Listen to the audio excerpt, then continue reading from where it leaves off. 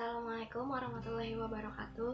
Nama saya Almora Nuraulia. Saya dari Universitas Nasional, Fakultas Ekonomi dan Bisnis, Program Studi Pariwisata. Di sini saya akan menjelaskan strategi Monumen Pancasila Sakti di masa pandemi dan kesesuaian destinasi wisata Monumen Pancasila Sakti dengan karakteristik pasar. Sebelumnya saya akan menjelaskan mengenai Monumen Pancasila Sakti. Monumen Pancasila Sakti ini adalah salah satu wisata sejarah yang ada di Jalan Pancasila Sakti, Kelurahan Lubang Buaya, Kecamatan Cipayung, Kota Jakarta Timur. Wisata sejarah ini merupakan wisata yang cukup ramai dikunjungi oleh wisatawan pada hari biasa maupun hari libur. Monumen Pancasila Sakti ini dibangun dengan tujuan mengingat perjuangan para pahlawan revolusi yang berjuang untuk mempertahankan ideologi negara Indonesia, yaitu Pancasila, dari ancaman ideologi komunis. Dari peristiwa ini, gugur 7 pahlawan revolusi setelah diculik dan dibunuh oleh orang-orang PKI. Ketujuh pahlawan revolusi tersebut ialah yaitu Jenderal Ahmad Yani, Jenderal M.T. Haryono, Jenderal D.I. Panjaitan, Jenderal S. Parman, Jenderal Suprapto, Jenderal Sutoyo Siswomiharjo, dan Kapten Tendean. Ketujuh pahlawan revolusi ini diabadikan dalam bentuk patung di atas alas yang berbentuk lengkung dengan relief yang menggambarkan peristiwa tersebut. Di dalam Monumen Pancasila ini terdapat sumur tempat pembuangan jenazah pada peristiwa tersebut. Kemudian ada Museum Pengkhianatan PKI. Di dalamnya yaitu terdapat foto-foto atau gambar-gambar yang menggambarkan pemberontakan PKI. Kemudian ada rumah penyiksaan. Rumah penyiksaan ini yaitu di dalamnya terdapat patung replika para pahlawan revolusi yang sedang dipaksa dan disiksa untuk menandatangani surat pernyataan mendukung komunis di Indonesia.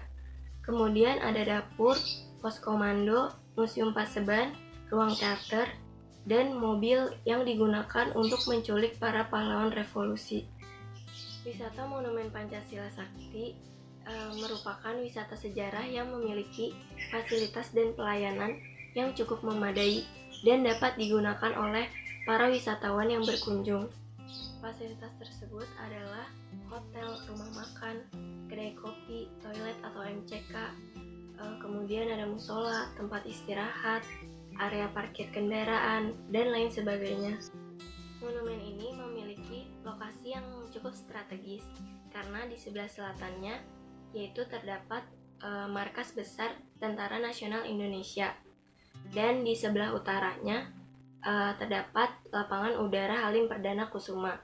Sementara di sebelah timurnya yaitu ada Pasar Pondok Gede dan di sebelah baratnya ada Taman Mini Indonesia Indah.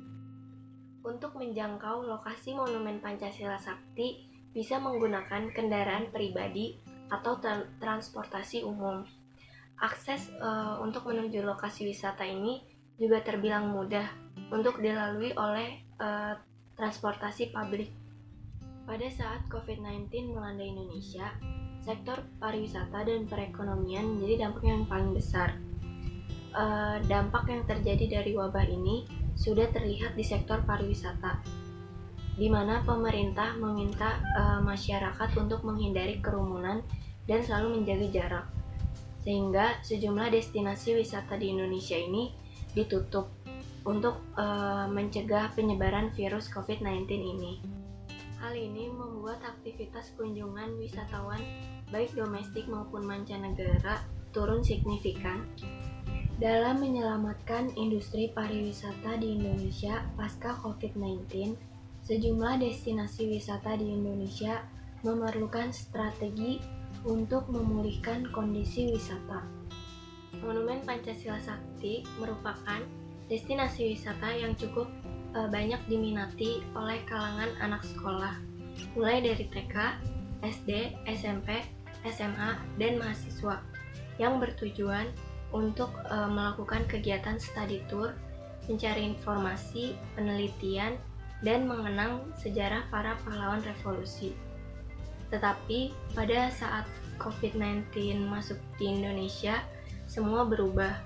Kawasan wisata ini mengalami penurunan kunjungan wisatawan yang sangat drastis, di mana destinasi wisata ini harus ditutup selama beberapa bulan dikarenakan diberlakukannya pembatasan sosial berskala besar atau PSBB di DKI Jakarta dan di beberapa wilayah di Indonesia untuk mencegah penyebaran virus COVID-19 ini. Pada saat Monumen Pancasila Sakti dibuka kembali, strategi yang diterapkan agar dapat bertahan di masa pandemi yaitu menerapkan dan memperketat protokol kesehatan dan fokus terhadap wisatawan lokal.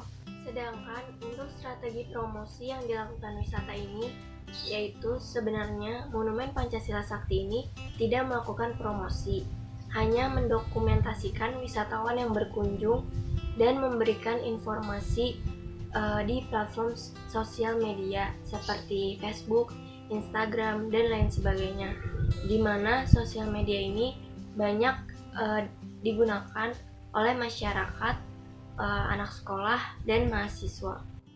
Kesesuaian destinasi wisata Monumen Pancasila Sakti dengan karakteristik pasar. Dari informasi yang saya dapat dari salah satu pengelola wisata ini, dijelaskan bahwa Monumen Pancasila Sakti ini merupakan wisata sejarah yang berbeda dengan wisata pada umumnya, di mana wisata sejarah ini dicari keberadaannya oleh wisatawan, sehingga wisata ini tidak disesuaikan dengan kondisi atau keadaan pasar yang bagaimana dan tren yang digunakan oleh destinasi wisata di sekitarnya. Sekian penjelasan dari saya, kurang lebihnya mohon maaf. Terima kasih. Wassalamualaikum warahmatullahi wabarakatuh.